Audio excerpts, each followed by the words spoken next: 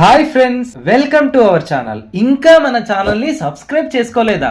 ఇప్పుడే red colour subscribe button ని click చేసి నోటిఫికేషన్స్ అన్ని ఆన్ లో పెట్టుకోండి. Let's get into the episode. స్వయం కృషితో టాలీవుడ్ లో తిరుగులేని హీరోగా ఎదిగారు మన చిరంజీవి. ఆయన వేసిన బాటలో మెగా హీరోలు పరుగులు తీస్తున్నారు. చిరు అయితే తన తమ్ములను సొంత బిడ్డల్లాగే చూసుకుంటారనేది అందరికీ తెలిసిందే. చిరుకి నాగబాబు, పవన్ కళ్యాణ్ అంటే చాలా ఇష్టమట. అంత ఇష్టపడే నాగబాబుని చిరంజీవి ఓసారి కొట్టిన విషయం మీకు తెలుసా? ఇంకో ఘటనలో చిరు మిస్టేక్ వల్ల నాగబాబు ప్రాణాలే పోయేవట.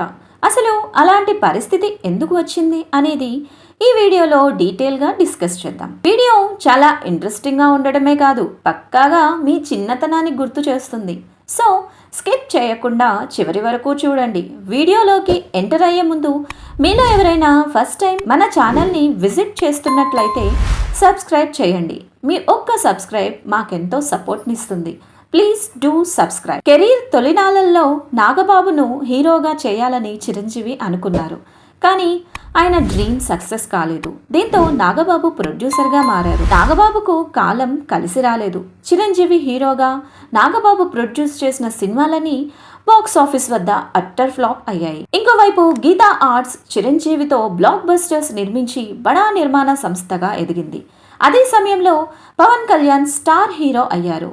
చిరంజీవి తమ్ముడు హోదాలో ఎంట్రీ ఇచ్చిన పవన్ తనకంటూ సపరేట్ ఇమేజ్ సెట్ చేసుకున్నారు. అత్యధిక ఫ్యాన్ బేస్ కలిగిన టాలీవుడ్ హీరోల్లో పవన్ కళ్యాణ్ ఒకరు. రాజకీయాల్లోనూ పవన్ సక్సెస్ అయ్యారు. జనసేన పార్టీతో రాజకీయాల్లో సూపర్ సక్సెస్ అయ్యారు. నాగబాబు మాత్రం నటుడిగా సెటిల్ అయ్యాడు. అయితే సందర్భం వచ్చినప్పుడల్లా చిరంజీవి తన ఇద్దరు తమ్ముళ్లతో ఉన్న అనుబంధాన్ని గుర్తు చేసుకుంటాడు. ఇంటర్మీడియట్ చదువుతున్న రోజుల్లో అమ్మకు సహాయంగా అన్ని పనులు నేనే చేస్తుండేవాడిని. ఒకరోజు లాండ్రీ నుంచి బట్టలు తేవాల్సి ఉంది. అదే సమయంలో మరొక పని కూడా పడింది. నేను బయటకు వెళ్తున్నాను, లాండ్రీ దగ్గరికి వెళ్ళి బట్టలు తెమ్మని నాగబాబుకు చెప్పాను. నేను పని చూసుకుని ఇంటికి వచ్చాక బట్టలు తెచ్చావా అని నాగబాబును అడిగాను. నాగబాబు నిర్లక్ష్యంగా తేలేను అని అన్నాడు. ఎందుకు తేలేదని అడిగాను. నిద్రపోయానని ఆన్సర్ ఇచ్చేసరికి నాకు కోపం పీక్స్కి చేరటంతో నాగబాబును కొట్టాను. తమ్ముడిని కొట్టినందుకు అమ్మ నాపై కోప్పడింది. సాయంత్రం నాన్న వచ్చాక జరిగిందంతా చెప్పాను. నాగబాబును నాన్న మందలించాడు.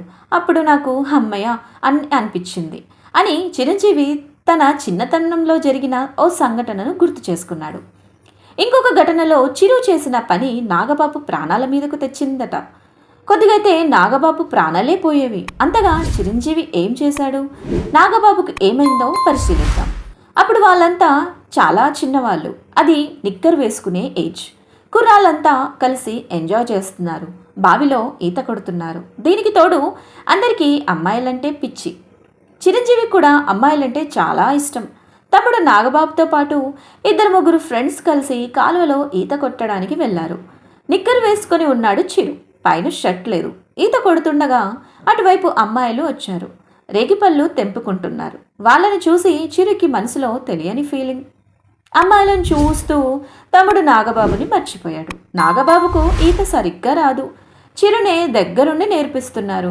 అమ్మాయిలను చూస్తుండగానే నాగబాబు నీళ్లల్లో మునిగిపోతున్నాడు. చాలా ఆలస్యంగా చిరు నాగబాబు మునిగిపోతున్న విషయాన్ని గమనించాడు.